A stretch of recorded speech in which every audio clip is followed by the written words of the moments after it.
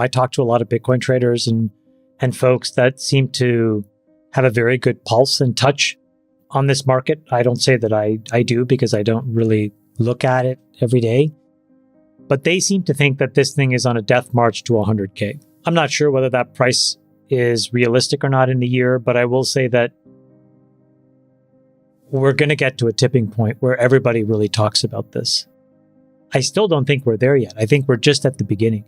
But when you see the inflows into these ETFs, J-Cal, it's like a very big deal because it just allows every mom and pop individual to buy some to the extent that they want to own it or they want to speculate on it, whatever it is. So I think it's been a very big year. And I think that psychologically, it's proven a lot of folks wrong. And it's a setup for something really constructive. Billionaire Chamath Palihapitiya, an early Bitcoin adopter, first invested when Bitcoin was just $880 per coin. He claims to have owned over 5% of the entire Bitcoin supply at one point. In the latest episode of the All In podcast, Chamath provided an analysis of Bitcoin post-halving and presented a crucial chart for crypto investors. By examining previous Bitcoin cycles, Chamath noted that the price tends to remain relatively stable 1 to 3 months after the halving, but then surges 12 to 18 months later. This historical pattern suggests significant price increases following the initial post-halving period. Based on the average of the last 2 cycles, Chamath and his team project that Bitcoin could reach $1.1 million by October 2025. This analysis highlights the potential for substantial gains in the cryptocurrency market, underscoring the importance of understanding Bitcoin's cyclical behavior. Stop. You don't have time. Don't miss out this 2025 bull run. Educate yourself first ahead of the crowd. We have created the ultimate step-by-step crypto cheat guide that will guide you this bull run. Unlock the secrets of crypto and make smarter investments today.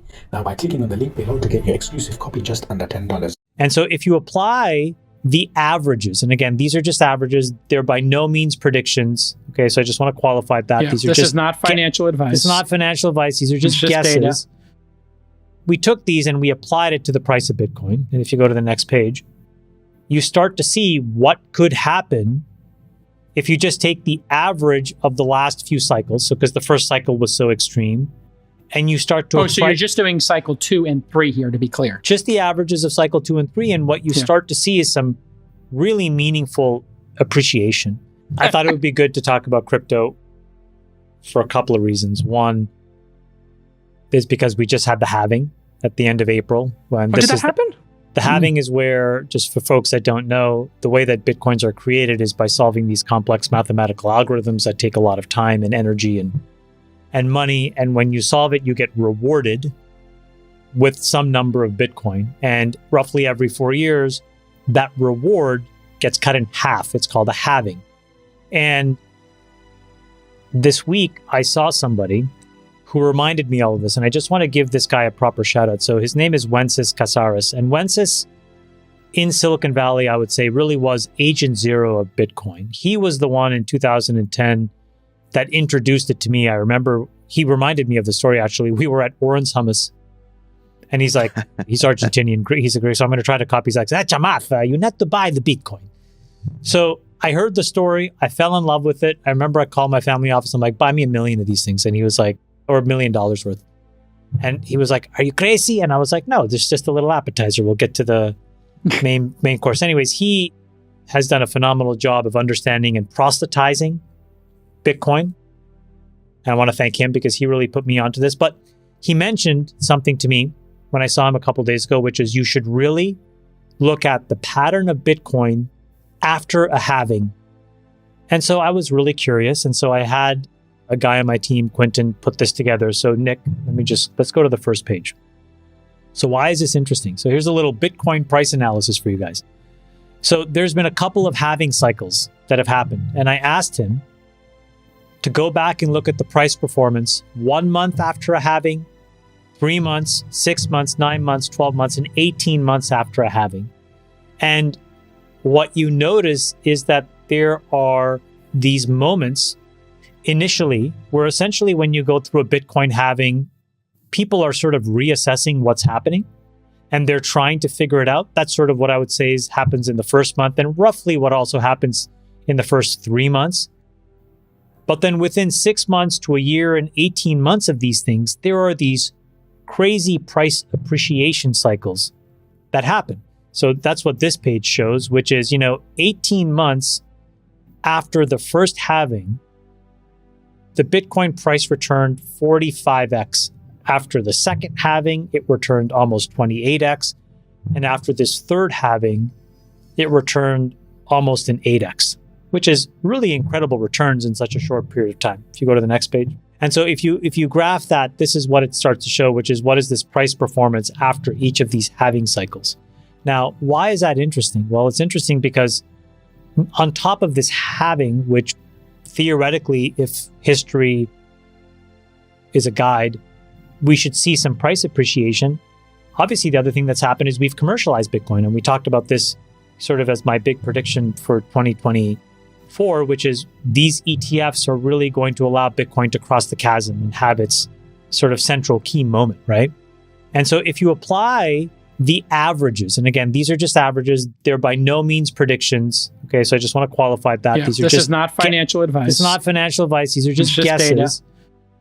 We took these and we applied it to the price of Bitcoin. And if you go to the next page, you start to see what could happen if you just take the average of the last few cycles. So because the first cycle was so extreme, and you start to so you're just doing cycle 2 and 3 here, to be clear. Just the averages of cycle 2 and 3, and what you start to see is some really meaningful appreciation. And when I talked to Wences about this, how he explained it, which makes a lot of sense to me, is there are a lot of countries that will never look at Bitcoin credibly, even if they support it. The US may be one of those, but there's an increasing body of countries that will become dual currency. And they will look at their local currency, and then they will look at Bitcoin. And they will say both of these two things are needed. One, when you're transacting on a daily basis for random goods and services. And two, when you need to buy a permanent asset that needs to have residual value, you'll use something like BTC. And I think that's a very powerful concept. And if you look at what this price chart could indicate, is that if this thing starts to get to these levels of appreciation, it is going to completely replace gold and start to become something that has transactional utility for hard assets. And I think if you marry that with this worry that some folks have about dollar debasement, you start to see some really interesting opportunities. So I just thought that this was a interesting thing that he here's our disclaimer, interesting thing that he put me on. I thought I'd share that with you. I'll publish this on Twitter, but that's your crypto corner for the year, folks.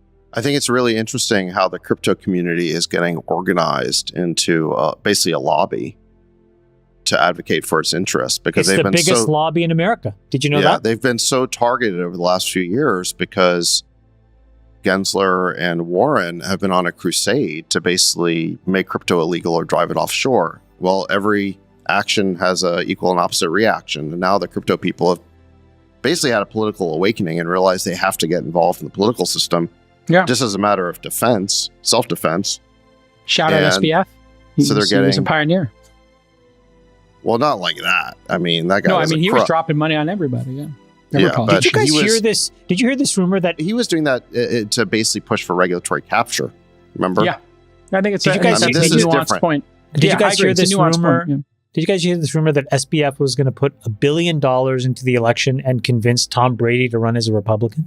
And give the $1 billion to Trump. Oh, sorry, give the $1 billion to Trump. He was going to give Trump $1 billion to not run. Okay. And then get Tom Brady to run. I mean, this person had delusions of grandeur. He thought he was a Jedi Knight, and he's like literally in Jabba's palace right now. I don't know what a lunatic he was. I mean, talk about delusions of grandeur, Sachs. This guy thought he would just drop $1 billion and convince somebody not to run for government. I think we're gonna get a regulatory, back to the young people we talked about in the previous story. I think the reason they're attracted to crypto is because it doesn't have government control. And since if you don't trust the government and you see the government over and over and over again cover things up or the grift or make decisions that are not in your generation's best interest, why wouldn't you opt out of their financial system? And you know what? There's a lot of them, and they're getting organized. To your point, Sachs, I think we're going to have a crypto framework, and it's worth probably 5 points in this election. What do you think, Sachs? How many points is being the pro-crypto candidate worth in this election? 1, 2, 3 points of votes? 4 points? It's got to be some significant. It's hard to if young quantify, people show up, it could be 500 basis points. I mean, young people do not show up to vote because there isn't an issue that they care about. Correct. But there's 50 million Americans that own crypto. 50. Okay, so if 10% of them are, like, let's say that's their single issue, that's 5 million votes. No. There's a plausible case where 40 million of those folks show up because you're talking about a structural part of their wealth creation, right? So, for example, like, President Biden talked about giving people a head start by eliminating their debt. That's a narrow issue. And the reason it's a narrow issue, there's just as many people that don't have debt and just as many people that paid off their debt. And it creates a lot of haves and have-nots, right? And there's all these rules around who will get the debt relief, et cetera. You end up touching 4 or 5 million people maximum. But if there are 50 million people who have now decided to have at least a hedge against the establishment and the traditional financial system, and you are threatening to take that wealth away, I could see how 80% of those folks show up to the ballot box and say, all right, which one of you will just leave me alone? And if the answer is President Trump, then they're all going to vote for President Trump. I think this is like such a great issue for political candidates to embrace. And it's just such a simple framework. I've said it a dozen times. Create a sophisticated investor test. Let 1,000 flowers bloom. People can make whatever crypto projects they want. But to buy it, you just have to take a simple test like a driver's license so that you don't risk your entire net worth or whatever. If you do, you're an informed buyer of crypto. Just make a sophisticated investor test and let's move on. Chamath, just since we're in Crypto Corner, before we leave Crypto Corner, when is my ape going to be worth money again? When will my ape go back up? Never. Okay, so my ape's not coming back. Okay, so I guess I shouldn't have done that. Chamath Palihapitiya's insights into Bitcoin's post-halving performances offer a fascinating glimpse into the potential future of this revolutionary asset. As an early Bitcoin adopter, Chamath brings a wealth of experience and knowledge to his analysis, emphasizing the importance of understanding Bitcoin's cyclical behavior. In the latest episode of the All In podcast, Chamath presented a crucial chart for crypto investors. By examining previous Bitcoin cycles, he noted that the price tends to remain relatively stable 1 to 3 months after the halving, but then surges 12 to 18 months later. This historical pattern suggests significant price increases following the initial post-halving period. Chamath's projections are striking, with Bitcoin potentially reaching $500,000 by October 2025 and possibly climbing up to $1.1 million. These insights underscore the importance of understanding Bitcoin's cycles for any crypto investor, highlighting the substantial gains that could be realized by those who are well-informed and strategically positioned. For more Daily Dose Crypto news, check out these 2 awesome videos on your screen. Click now and we will see you on the next video.